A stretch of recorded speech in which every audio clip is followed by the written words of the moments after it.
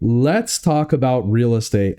And in today's video, we're going to talk about what is going on in the California real estate market since there's new data that's come out for the month of August that ended. And we're also going to talk about what's happening with interest rates because today the Federal Reserve just cut interest rates by 25 basis points, and we've seen a pretty large decline overall in mortgage rates as a result of the market expecting this earlier on. And real quick, just to get this out of the way, if you need help with real estate here in SoCal, in Los Angeles County or North Orange County, my contact information is down below. Reach out to me. I'd love to help.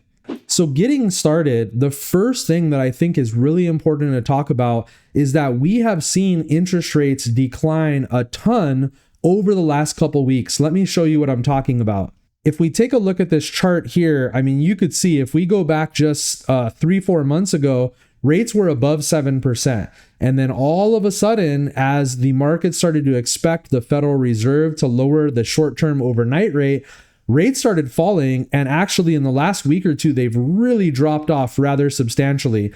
This is showing a rate down here, maybe 6.15% or something like that, 6.13%. So obviously, this is a huge drop off. And I talked about this on the last video. And the interesting thing is I get a lot of people, they kind of tell me that this doesn't make sense, this is wrong, that prices are going to come down. And I think that there is a decent chance that that does happen. But like I shared on my last video, if you haven't watched that one, make sure to do that. But what I shared in that video is that as these rates go down, if they're successful at getting them down, which at least so far it looks like they're starting to be, that is probably going to light a fire back under the housing market again for multiple reasons. And if we look here, this is an article just came out, CNBC today actually, and look what they show. Mortgage refinance demand spikes nearly 60% as interest rates drop sharply. And here you can see the average contract interest rate for 30-year fixed rate mortgages with conforming loan balances, $806,500 or less, decreased to 6.39% from 6.49%. Now, we know that these rates are probably even lower now because of this rate cut today, as we just looked on the last chart. And so I think over the next couple months, this is certainly going to help the housing market in multiple ways. One, it's going to cause a lot more buyers to get out there, to get pre-approved, and to try to write an offer quickly while they can. It's obviously going to cause a lot of refinances for all those people that are up near 7 or above 7% that maybe bought a home in the last couple years when rates were higher. And it's also going to unlock doors for sellers that now are going to be more likely or willing to make a move because they can get the next property with a relatively lower interest rate. And a lot of sellers have been waiting for exactly that to happen. Now, the next thing that I wanted to share with you guys is this data is now out from Redfin looking at the month of August. It takes them a couple weeks to produce this data for California, but it's out. And I want to take a look at that with you because it's pretty remarkable to see that things were really steadily getting worse and worse, aside from prices. And then, of course, right when things are just looking worse and worse, the Federal Reserve comes in and they start lowering rates again. Obviously, they're going to try to stop things from deteriorating further. Now, if we look here, we see that according to Redfin's data, median sales prices are up 0.8% year over year. I thought this was interesting. Zillow's data for the month of August that ended in August shows that we're down 1.7% year over year for California.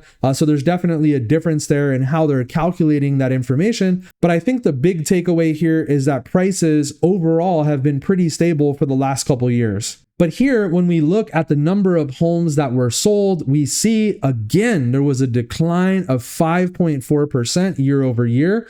And look at the days on market. They're up 14 days year over year to a total of 47 days. So, I mean, things were definitely getting worse. The homes that were still selling at reasonably high prices, but it was getting harder and harder to sell a home, and more homes were sitting on the market unsold. And so for that reason, things were becoming more difficult in terms of the housing market in general. And if we move down here and we look at the housing supply, we see that in August 2025, there were 116,363 homes for sale in California.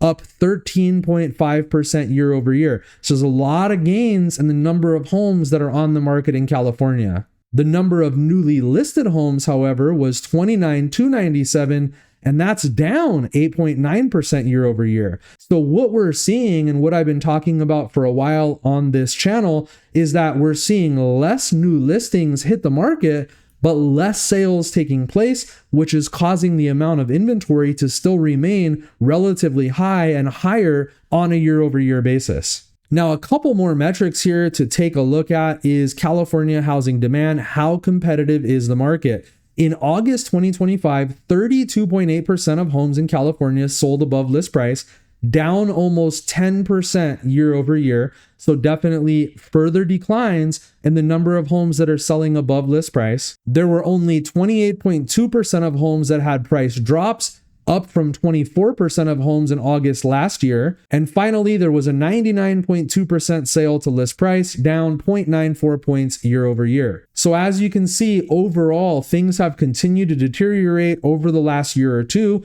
because of these elevated rates. But of course, as we're seeing those early indicators, the mortgage refinance applications skyrocketing, an increase of 60%, what does that tell you? That tells you that people are going to get out there, they're going to start getting pre-approved for a loan, and they're probably going to be in the housing market very soon. The last thing that I wanted to share with you guys that I thought was interesting out of this report out of Redfin, that I'll go ahead and link down below on YouTube, is that they're showing the trends of where people are moving in terms of the metros throughout the United States. And check this out. Los Angeles, California is the #1 outbound metro from June to August 2025, with a net outflow of 36,800 people. So out of all the metros, the most people net are actually leaving Los Angeles, California, and then second, New York, New York.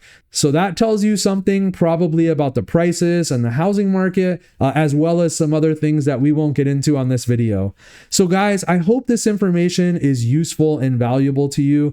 Please do me a favor, make sure to like, share, and subscribe. Obviously, it doesn't cost anything, but it helps me a lot. And also, if you can take some time, leave some comments down below. Let's get some interaction going in the discussion section down below, so that way it helps the videos as well. I really appreciate you guys watching. As always, let me know how I can help you with real estate, and I'll see you on the next video. Take care.